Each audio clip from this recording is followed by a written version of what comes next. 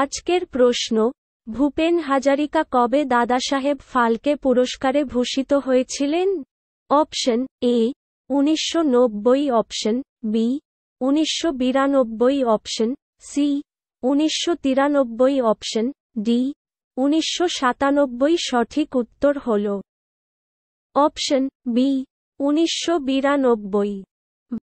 যদি আপনি এই ভিডিওটি ইউটিউব থেকে দেখে থাকেন তবে আমাদের চ্যানেলটি সাবস্ক্রাইব করুন, বা ফেসবুক থেকে দেখে থাকেন তবে আমাদের পেজটি ফলো করুন এবং এই ভিডিওটি আপনার বন্ধুদের সাথে শেয়ার করুন এবং এই ভিডিওটিতে লাইক এবং কমেন্ট করুন।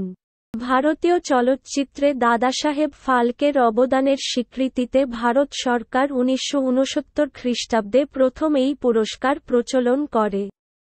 ভারতীয় চলচ্চিত্রের জনক বলে পরিচিত ফালকে একজন ভারতীয় চলচ্চিত্র নির্মাতা ছিলেন, যিনি 1913 খ্রিস্টাব্দে রাজা হরিশচন্দ্র নামক ভারতের প্রথম পূর্ণ দৈর্ঘ্যের চলচ্চিত্র নির্মাণ করেন।